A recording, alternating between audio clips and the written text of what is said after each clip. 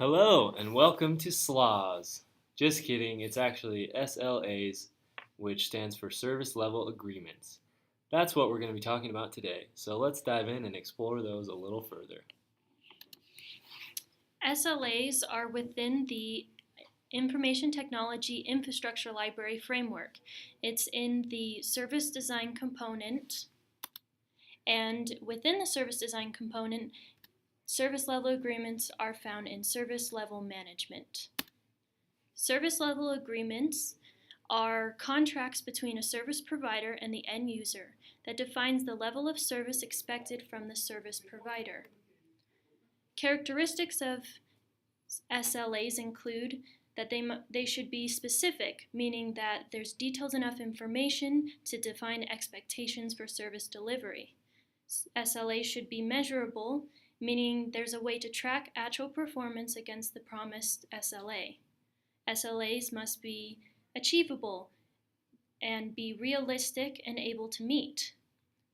They should be relevant, meaning that they can be directly related to IT services being delivered, and it is directly related to being able to evaluate performance. And lastly, service level agreements should be timely and contain a time frame against which the service will be delivered.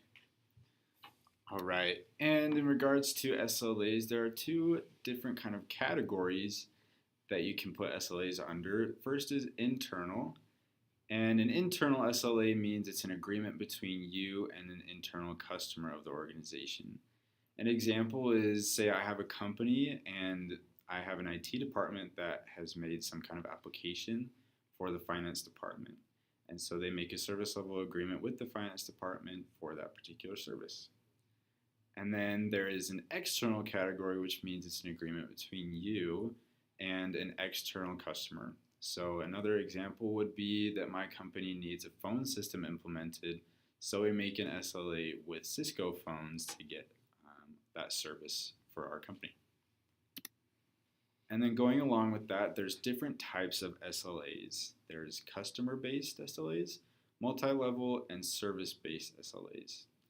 And so starting first with customer-based, it basically means that there's an agreement with a specific customer group covering all the services that they use. So an example of this would be an agreement between an IT service provider and a department of a specific organization that the IT service provider is providing those services for.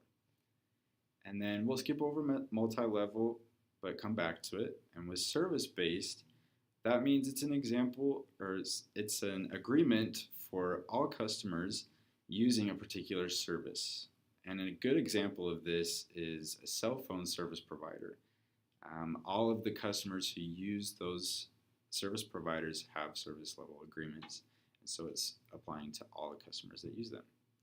And then lastly, with multi-level, the SLA is actually split into different levels, but they pertain to the same service. And so we'll start first with corporate level. This means that it covers all generic issues with service level management for every customer within an organization. And then next is customer level. That means it covers all the service level management issues pertaining to a particular group of that organization. And then lastly, with service level, it covers all the service level management issues related to a specific service used by a particular customer group. So specific services within that particular group of the company. Okay, next we want to talk about some important components that you'll generally find within a service level agreement. This isn't meant to be a comprehensive list, but these are just some important components that we thought we'd touch on. So first we have service descriptions. So these are descriptions of the actual services that are going to be provided by the service provider, along with the details, I guess, regarding the scope of those services. We can also find customer responsibilities within an SLA.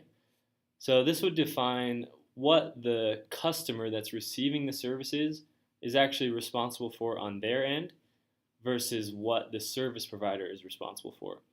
So with the example of the Cisco phones that we talked about earlier, an example of this would be maybe written into the SLA would be that if a phone stops working, before the customer can reach out to Cisco, they might have a checklist of steps to try first before they contact Cisco.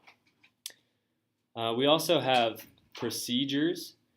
So procedures would be channels or methods or how the customer can contact the service provider when they need to. So maybe there's a specific phone number to call, or maybe there's a certain form that needs to be filled out before the service provider will be able to help out. Next, we have response times. So if the customer experiences some kind of incident and they need help from the service provider, when can they expect that help? Is it within 1 business day or 1 hour? It just depends on what is written in that service level agreement.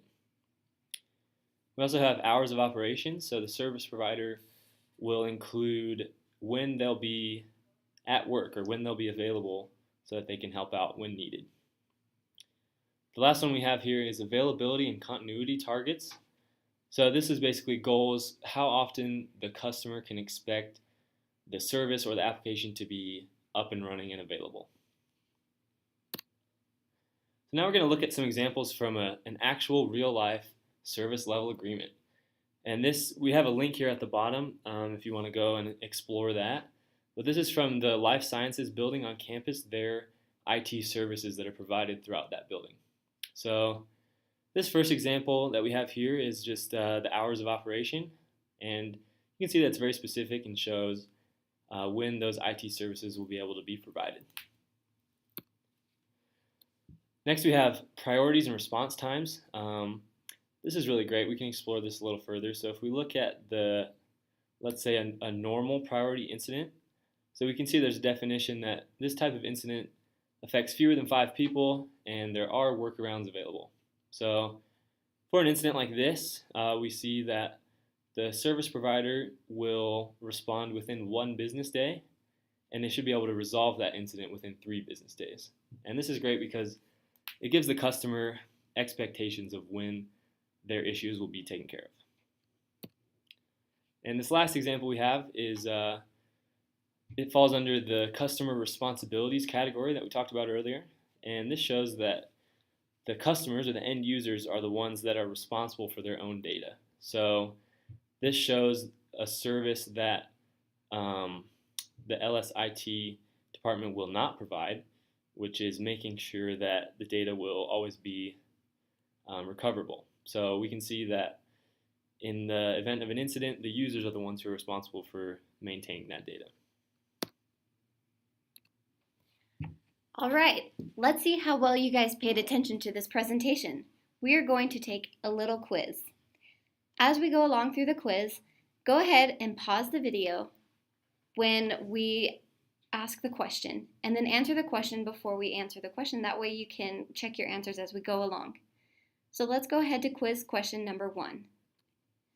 Where can we find the service level agreement in the ITIL framework? Is it A, internally, B, externally, C, service design, D, service-based? So go ahead and write down your answer. The answer is C, service design.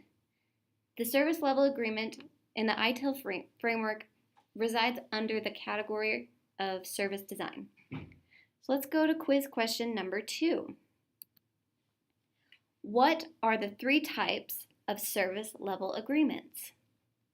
Is it A, service-based, customer-based, multi-level, B, service-based, customer-based, employee-based, C, vendor-based, employee-based, and multi-level?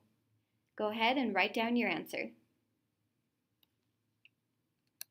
The answer is A, service-based, customer-based, and multi-level.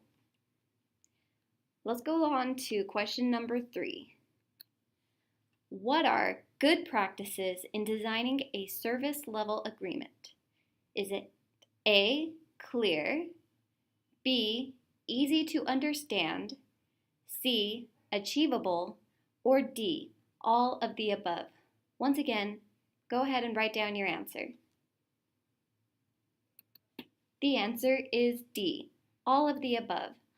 All of these components are important to implement in a service level agreement to ensure that it is the best that it can be. We'd like to thank all of you for taking the time to watch this presentation and learn more about service level agreements.